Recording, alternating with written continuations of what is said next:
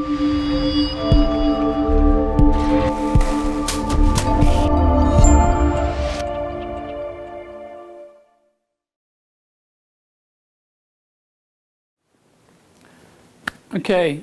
welcome to part 4. This is the last part of tonight's program of the Opportunity Zones Meetup. We are talking tonight about skills training, and we have walked through the issues surrounding skills training, the shortage of people with skills, and the need to come up with faster, more agile, lower cost, easier to deliver training to particularly to deal with fast-moving businesses, but also within opportunity zones. We think that training and job training is going to be one of the things that everyone who's doing a project in an opportunity zone is going to want to look at, so that it doesn't become a drag or become basically something that reduces the outcome of your opportunity zone project. And in certain cases, it might be a severe enough problem that needs to be dealt with in any regard. So I'm going to be talking from the standpoint of a case that is a real-time live thing. As I was mentioning off camera, we're getting together after several months a new association to support the hemp industry focused on people who process hemp. So in the hemp industry, you have what we call the breeders, the geneticists who are trying to create the new varieties of hemp for various market applications. Then we have the growers, and the growers typically are farmers doing most of the growing in the field, but there's a lot of indoor as well.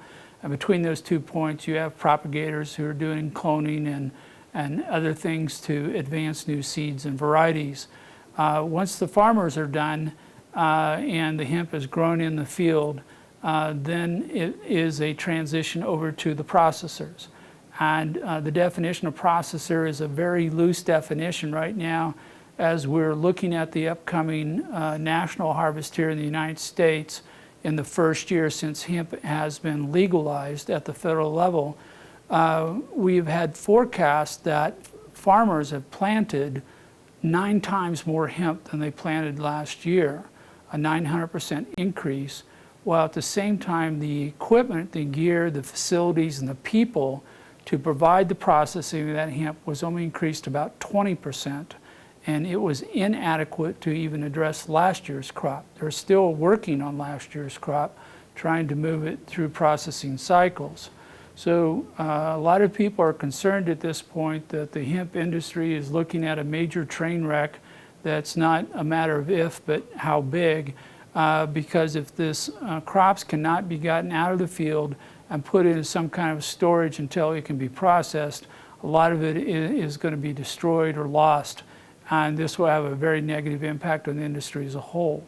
And so the definition of processing for some people is going all the way out to the field and cutting the hemp, transporting it, drying it, or doing some other storage mechanism before it can actually be broken apart into component parts. So the hemp processing can be going down a path of the medicinal hemp, which is the CBD, which is what's all the rage and is driving most of the money right now. But it also has a lot of secondary, ordinary product things. So you can make hemp seed, you make hemp oil like canola oil for cooking. You can make it into fiber and over 200, 300, 400 different products, which typically have a lower ROI. The industry is not prepared. There's even less infrastructure on the industrial side than there is on the medicinal side. But pieces of equipment like this are popping up everywhere, and there is really no one who's been trained on how to operate it. They may have seen something similar in another food industry and are able to cross over to this and use some of the training coming across, but we're seeing this huge gap of people with the skills necessary to operate all the equipment, and particularly at this point in dealing with processing. So this whole discussion about how do we get people up to speed, how do we train them, how do we do it right now, how do I train thousands of people over the next 2 months to do something they've never done before without an educational program that's been designed, I can't do it the old-fashioned way. It simply wouldn't work. It would be too costly. Even with using webinars and GoToMeetings and so forth, we still would be struggling to get all this. And then the coherency is, what are you going to teach them? So we're looking at having to do this, and for purposes of this example, we're going to talk about just processing as possibly being no more than 100 skills. I wouldn't be surprised before we're done that it's 1,000 skills, but we're going to shoot for the 100 that we think are most important, that are most versatile to all the job positions that would be within a business that is processing hemp, and understanding what's going on, what's important, different things to look out for, and how to operate different types of equipment. So in this case, we would develop, starting with a set of skills as a pilot, maybe as few as 5, maybe as many as 10, and we would do this as fast as we could do this in order to show people how it works, in order to help them understand it, wrap their mind around it, gain acceptance, and start trying to raise more capital into this. We would start with an expert, somebody who's operated a particular type of equipment like the one that I showed there, where they're basically hulling the seed. The hemp seed internally is very, very soft, and taking the hull off, which is very hard, tends to crush the internal seed, and it is a bit of an art to take the husk off and leave yourself just with the seed in this case. But if we're doing that, we would need someone who's done that before. Now, it may be somebody who's from the hemp industry, even though it's a few years old. So there are a handful of people who have deep experience. We may bring across from another one down Lamar. They have a huge sunflower industry down there with sunflower seeds. And again, a lot of that equipment is going to be similar. A lot of the steps are going to be similar. And it may be easier to go laterally across from there to create a course like this, or at least create a placeholder course, and then do a continual refinement. And in this case, we will have a developer, somebody who understands how to train, how to communicate, how to embed information in the quickest way possible, and to put that in something that a person can see, look at, and wrap their mind around very, very quickly. We're doing that within a career path so that everyone who enters the hemp industry could potentially be their own CEO someday. And by the time the hemp industry matures in its fullness, which may take a few decades, they may find out that they're running their own hemp company, making any number of different products. And then we would have this approved by a council of employers, and our goal is to build each of these courses for less than $5,000. So you're talking about video clips, you're talking about diagrams, routines on a skill-by-skill basis for each of the tasks that a person would perform. So if you can imagine walking in for the first day to a hemp processing plant, some of the things you'd want to know is, is it safe in here? Have we got all the machine in the right place? Is different things working on the systems level, high systems level? This piece of equipment, how do you turn it on? How do you turn it off? What kind of maintenance is required? Do I need to lube it first in order to make sure everything's greased up and moving? Do I need to program it? What else do I need to do to get it ready to go? And then when it's operating, what do I need to see to know that it's operating correctly as opposed to incorrectly? And we're going to bring in whole plants of hemp on one side, and we're going to take out whole oil on the other side. So essentially, plants come in and buckets of oil go out. And why do we do that? Because from a business standpoint, that's how we make our money. If we do it efficiently with high quality, that is pharma grade, we get a better price point for it than if we do it sloppily, or if we do it incorrectly, we may have the whole product destroyed or contaminated. So we're going to learn all these things in a hurry. What would be the skills that would be most important? Then we move to the cost. So if I have a curriculum where it's costing me $5,000 to create a course for a single skill, I have 100 skills that I want to provide at a minimum, I'm looking at $500,000 just in course development according to the current business models, where I'm allocating money between a curriculum developer, platform, instructor, developer, and so forth. These are just the core to create the course.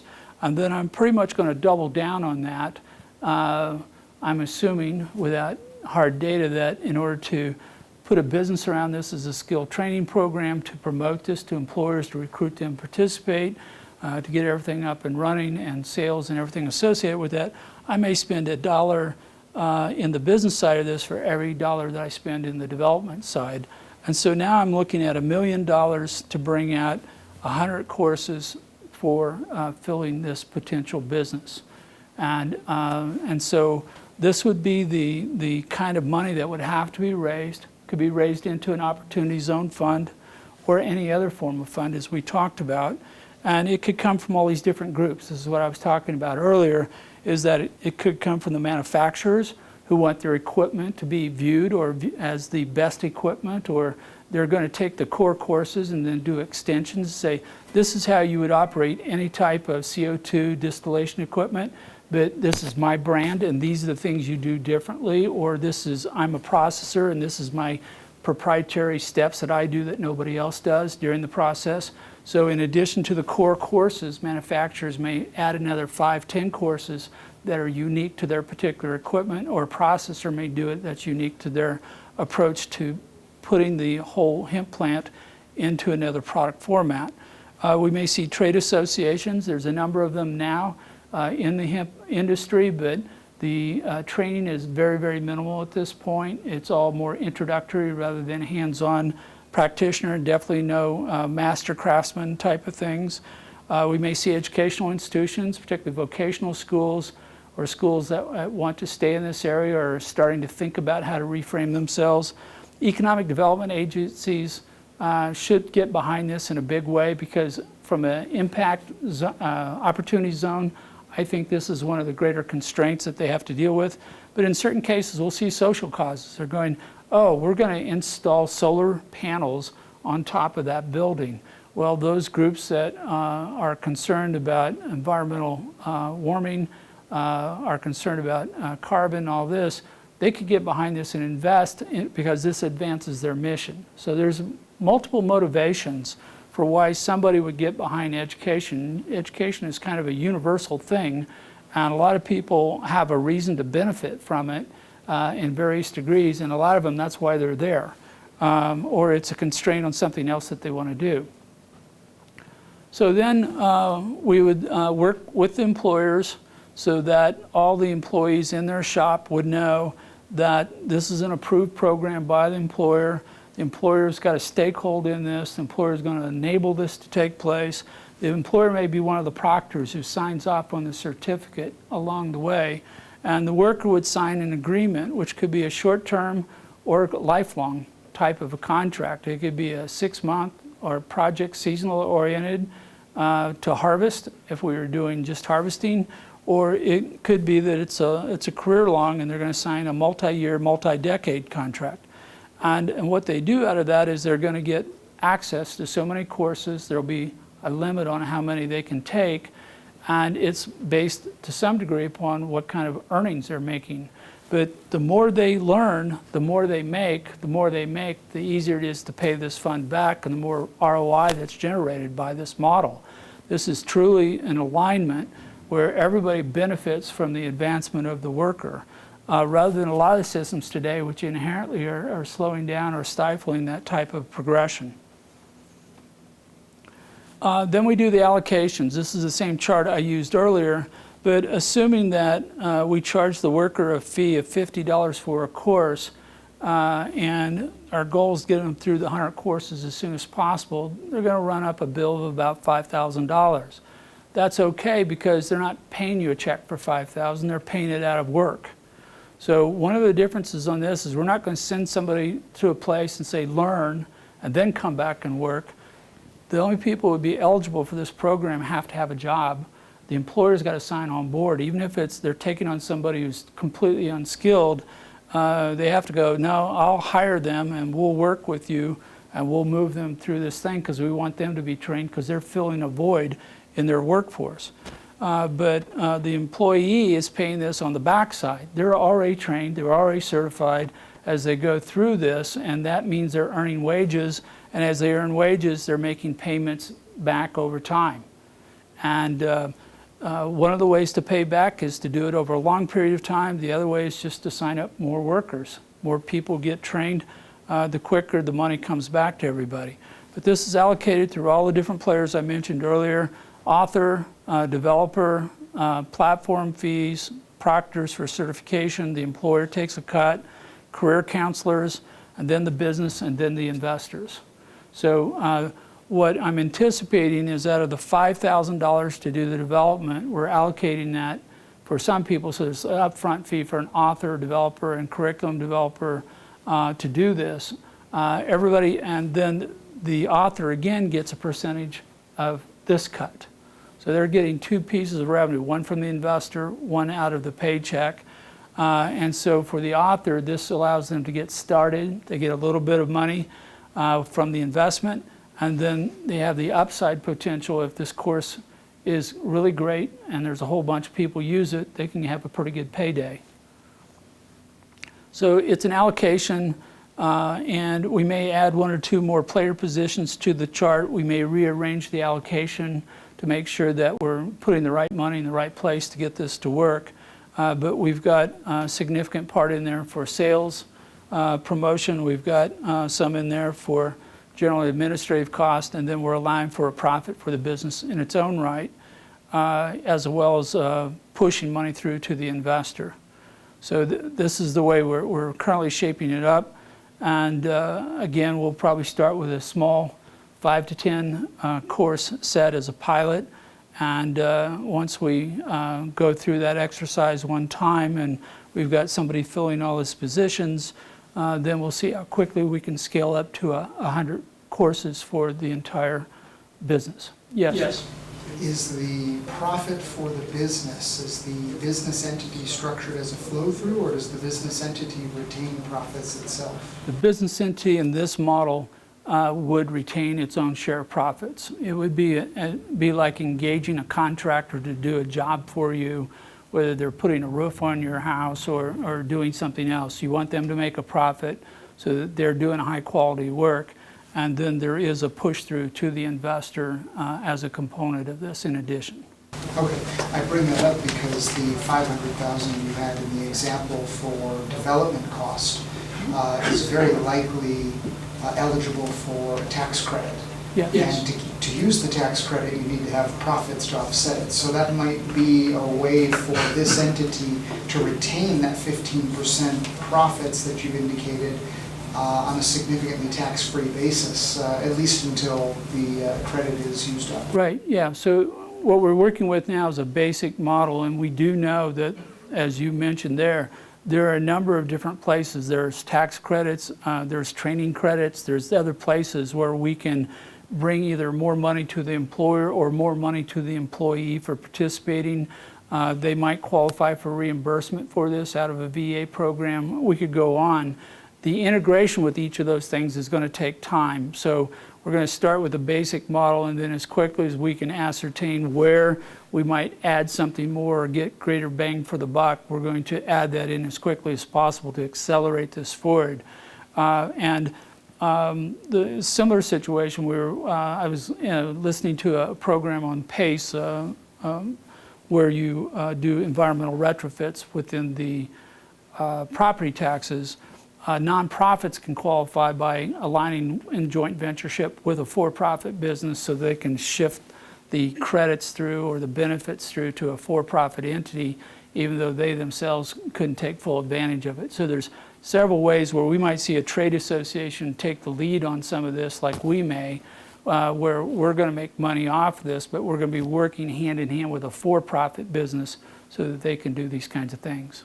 And when you've got the investor owning this in a Opportunity Zone fund, eventually they're going to be cashed out of it, and if you have more cash in it as retained profit, I would think that counts as a higher capital gain that you're getting tax-free. So if the company profit is not paying tax to a certain extent because of a research and development tax credit, that further enhances the investor return. One of the things we haven't spent a lot of time on is the cash exit from this type of a fund. There's different ways we could do it, which is we could bundle all the stuff like a music catalog of records or something and sell the catalog to someone else who would then step into the shoes of the royalty collector. We may do a secondary offering and buy out the investors in the fund as a cash deal, and they step in. So there's a couple mechanisms that are available to us. But again, you're correct. The more we can do to take advantage of other programs and stack Opportunity Zone investment with these other types of tax credits and other incentives, the better off this thing will perform. Karl, the 12.5% allocation of fees to the investor, would that be distributed as ordinary income? It could be. And again, this is where the investors get to call the shots at the end of the day, meaning that we've had investors come to us with certain funds and they want to move all the ordinary income through, 100% of it, because they want it cash flowing while a value is building in the principal. Other people are on the other end of the extreme. They're going, we're going to only pass through enough of the ordinary income to pay taxes on a yearly basis, and then we're going to roll over the rest of the ordinary income into more investments. The fund that I'm working with in New Mexico, this is the model that we're going to be using. We're going to pull about 5% of the ordinary income out, pass it through to the investors so they can meet their tax burden for that year, and then 3/4 of the ordinary income is intended to be pointed into new investments to boost the value over time. Other questions on this? Okay. I got a question. Are they actually doing this then, or is this just like a theory? This is, we're preparing to launch. So we're modeling right now. We're identifying all the different players in here. So on any particular skill set, I have to have an author, and I've lined some of those up. I have some people who are professional curriculum developers. We have a platform we're already talking to out of Maryland, a couple different ones there. The Proctor one, we're still trying to figure out how best to do the testing because it varies on the skill on how the test has to be accomplished. The employers we're already identifying because it's all the processors who sit in this space. And then the career counseling is for the hemp industry that may not be, considering its current volatility and its fast-moving pace, that would be the hardest job I could think of at the moment, is to figure out how to be a career counselor in this industry. We're hoping to either create a new business or work with an existing business to be the training program company that will carry the heavy load of all the work here in cooperation with these people. So if we put together a fund, the fund will give the money to them to create the curriculum using all these players. And then the association's role will be to help get the council of employers together to help set the standards, help determine the priorities. And we will also take referral fees every time we push somebody into a program. We'll be part of the sales fee. Could end up as an affiliate fee or other thing that comes back to the association as another revenue stream to us. But yeah, this now that we've been green lighted, it's causing us to accelerate, and we have enough people who have a need. It's a matter of what's the first step forward, what's the quickest, bestest way to explain this. I think you want to talk to the people who do the training for the dispensary workers or whatever you call those people, the fund tenders. Yeah, absolutely. I mean, all these jobs out here are basically, there was no training. Or somebody would come in and you'd have to question the training because you don't know what they were told or how they were told and so on. And so you can step backwards to the marijuana industry and do the dispensaries, do the grow facilities. We can go up and down the industry. And some of these skills are portable, meaning that, yeah, I could step from this over into the sunflower industry down in Lamar and I could take my job with me. And I would be trained well to make that skip across. So yeah, this is getting ready to launch, and the speed of launch is directly proportional to the amount of money that we have. So we'll see how that turns. So then the goal here is that when the workers pay a fee for the skills course, the cost development and the sale is recaptured, and the investors then get an ROI. So you hit a break-even point. So rough numbers, 12.5% allocation. If we assume $5,000 cost and a $50 fee, about 800 people taking this course would bring us to break even on just the cost of development. And then everything after that becomes profit. We have continuing sales and so forth, but the investor's cut would continue to play out through all of that. So it's intended to be an investment vehicle. It's designed to be attractive to investors who want to participate in an opportunity zone long-term investment. And at the same time, it has a complementary effect on almost every other project that's in a zone, and particularly the community projects.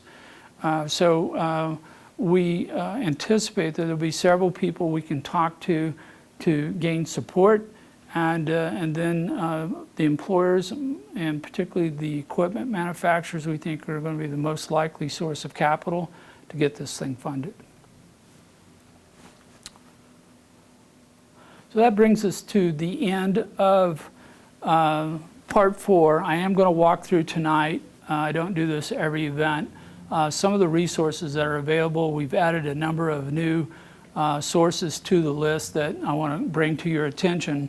And these are other groups, other organizations, other individuals who are doing good things within the Opportunity Zone, are considered a source of knowledge and something that you may want to pay attention to. You'll be getting the slide deck tomorrow morning, so you don't have to worry about rapidly writing down everything I say or talk about. But the state of Colorado is continuing to be a major advocate for opportunity zones, and they are going to be putting on a conference October 1st. They're putting together the program now, and we'll see how that goes. But they've come out with some new programs. For those of you who are service providers, they are creating a directory now of all the service providers in the state who are supporting opportunity zones. Just came out this week. And there are some new micro programs to help them, which I'm still trying to, are going to be announced next week, I guess, or in 2 weeks. So that's a grant up to $2,000? Yeah. What is that? Sorry. I don't know. I asked the question, and I have not been able to get a total answer to that yet.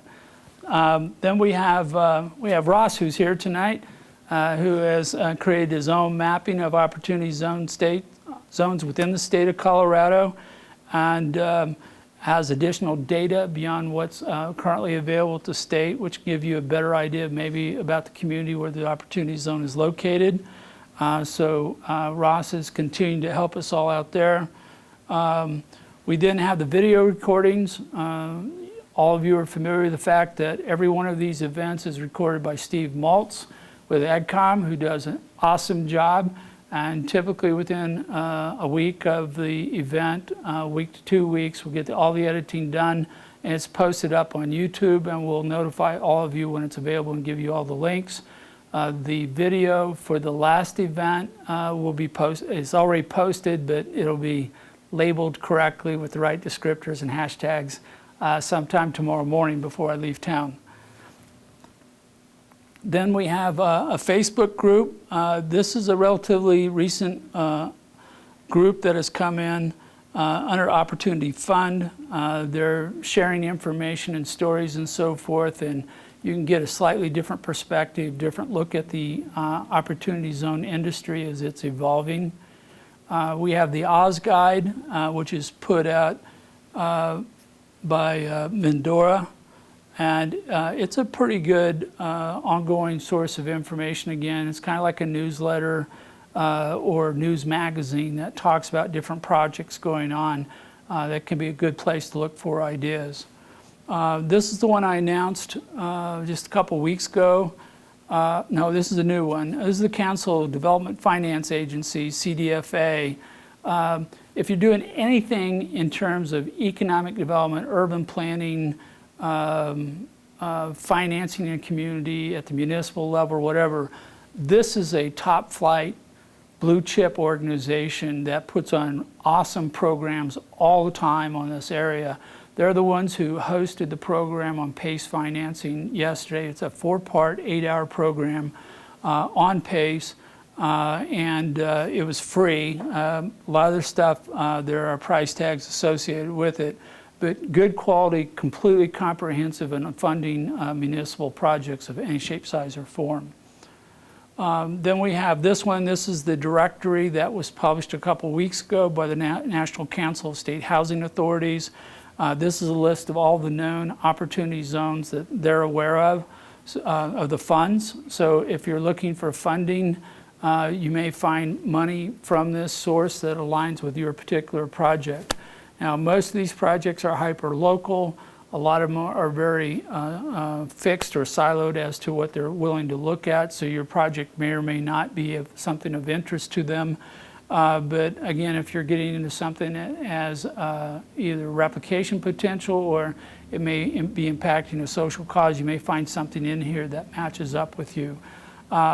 So this is, as far as I know, it's the largest list of Opportunity Zone funds that exist in the United States. Then this is the Global Institute of Innovation Districts. As we've been working on embedding innovation into opportunity zones, this is a group that recently formed, and a lot of them are spin-offs from yet another institute, who's been doing work on innovation districts as a organized, local, hyper-local effort to instill economic growth based on innovation. And they just formed this new group, and they're getting more active into opportunity zones as it crosses over with what they're doing. Is this in Colorado, or you know what this is? Most of these people are out of the East Coast. I'm sorry I can't recall the group they were with before, but it was more of a household name, large brand institute that does a lot of think tank stuff. And I've been following the work of the individuals for several years. And I think that they're going to, again, bring some new insight, different perspective to how you might want to look at an opportunity zone, regardless of where it's located. And then there's me. So last but not least, we have our meetup group. This is the link to it. We have a library which is in development, and with Nate's switch to more incentivized work, we're expecting to see this improved a lot. And then I'm available for contact on working with the zone. Right now, there are lots of things going on. The knowledge base is increasing. The growth in opportunity zones is geometrically going up. It's looking more and more like a hockey stick all the time. And as more people become familiar and the communities get involved, more businesses jump into this, I don't see this thing slowing down for the next 2 to 3 years because the incentives are still on the back end, and they're still there for the having. So this is a list of resources to share with each of you. I'll get you the slide deck, and then they'll also be included in the guide that we're putting out, which is a more narrative, in-depth discussion that we're going to match up with every one of these events. We've got a couple out now, and we've got about a dozen to catch up, and we'll get that done. So that's it for this evening. Thank you all for coming to this event of the Opportunity Zones Meetup. Thank you for bringing your questions and giving us an ability to share and discuss some of these issues, and look forward to our next event. On that point, right now, we do not have anything on the calendar, but we're looking at probably only a single event in September on the 19th, which will be probably the only meetup for that month, and then we'll go back to 2 a month until December and finish off with a single meetup in the month of December. But I'm working with Colorado Lending Source to get these all on the calendar, and probably won't have them posted though till probably the 3rd or 4th of next month, just due to my being out of town. So thanks for coming.